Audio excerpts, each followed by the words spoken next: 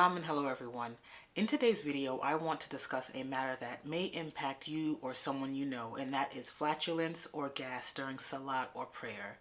The way I have structured this video is to briefly discuss number one, the rulings on prayer and flatulence, and more so number two, discuss some of the causes of flatulence, and number three, which I believe to be the bulk of this video, some remedies for flatulence, including natural treatments, food and drink avoidance, and certain physical activities. So let's jump in. So first, in order to complete salat or prayer, one needs to have ritual purity. For some, we need to perform ghusl, for example, women and young girls who commence their menstrual cycle or spouses after intimacy.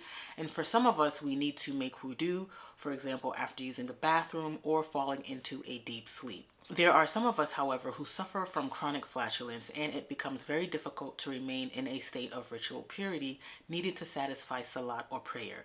Many of you may be familiar with the term da'im al-hadath, which is the chronic annulment of wudu. In this situation, a person has such a severe case of passing wind or having flatulence that even though they have intended to pray and they have made wudu, they may still have passed gas throughout the entire prayer. Although this person does not need to remake the prayer, I think it would be worthwhile to move forward and discuss some of the causes and treatments. So let's keep going. So let's talk about some potential causes for chronic flatulence, including eating habits. Flatulence, the passage of rectal gas, it can actually be initiated as swallowed air, which can either be burped up or passed out of the stomach into the small intestine and subsequently expelled as gas.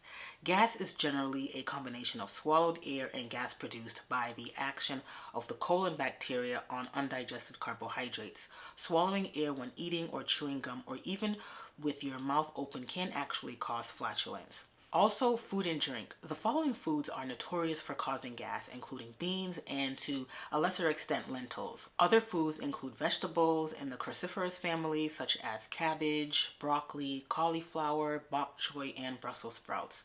Onions and garlic, as well as bran, can also cause gas. Now, the foods I just mentioned contain raffinose, a carbohydrate that actually has prebiotic potential by promoting the growth of beneficial bacteria-reducing pathogens in the colon. However, because it causes so much gas in animals and humans, it is actually considered anti-nutritive since we don't have the necessary enzymes to break down raffinose. Also, these foods contain soluble fiber, which when digested in the gut can produce gas. That is why nutritionists recommend slowly increasing fiber intake if you aren't typically used to eating fiber-rich foods. Another cause of gas is bacterial overgrowth. This is not an infection but occurs when there is an excess amount of normal bacteria in the small intestine. This results in increased production of intestinal gas, contributing to bloat, distended stomach, and gas. Medical conditions. There are several known medical conditions that can actually cause excess gas, including the following: celiac disease,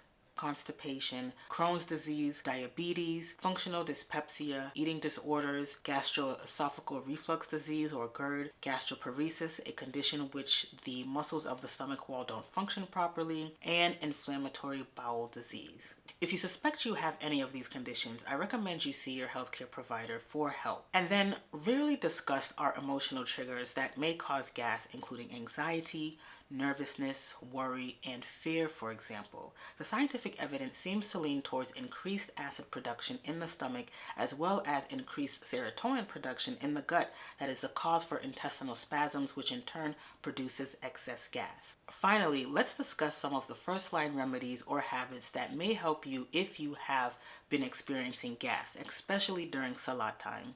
Food intolerance. So it is advised that you stop eating certain foods that cause gas, including vegetables and beans. Even though they're packed with vitamins and minerals, you may want to first try in eliminating these foods from your diet and then gradually increasing the consumption one at a time to see which one works best with your gut. Also on the list, dairy. This includes milk, cheese, yogurts. People who lack the enzyme lactase cannot properly digest milk sugars or lactose. And then there are food sugars and additives. So we're talking about fructose and sorbitol that are found in fruits, and sorbitol is also found in artificial sweeteners. These can cause gas, so you want to be mindful of this as well. And then also be careful of fuzzy drinks and carbonated beverages that have high amounts of carbon dioxide gas. You may have noticed that after you drink a highly carbonated drink, you belch or burp. And then let's talk about habits as well. One of the things you should be mindful of is to eat and chew your food slowly. Less talking when eating allows less air to enter your stomach while eating as well. Then go for a walk after eating, especially if it is a heavy meal that you've consumed. One thing you can also do is resist the urge to sleep or lie down on your back after eating. This does not aid or support digestion. From the traditions of the Prophet, peace be upon him, eat with your fingers, the thumb, the index finger, and the middle finger. Some research also suggests it may be good for digestion, and when eating, be mindful as well to again follow the traditions of the Prophet, peace be upon him, and allow your stomach to be divided by three: 1/3 for food, 1/3 for water, and 1/3 for air.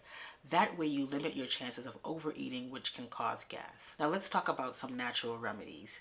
First, you can eat ginger. Studies have shown that ginger is a great way to aid digestion. For some, it may actually speed up digestion, giving food less time to sit in the GI system.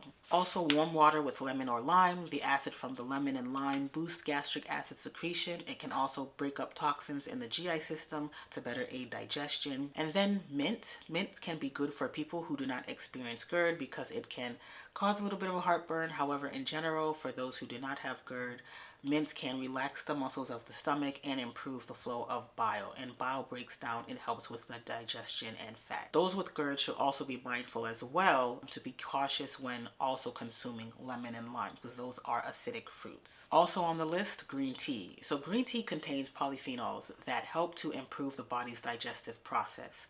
Other teas include peppermint, ginger, and chamomile. Inshallah, the information in this video has been beneficial for you. Please be sure to like the video so it can reach more people, comment to share your remedies with others, and then also subscribe so you don't miss any of my health and wellness videos. Thank you for watching and see you in the next video, inshallah.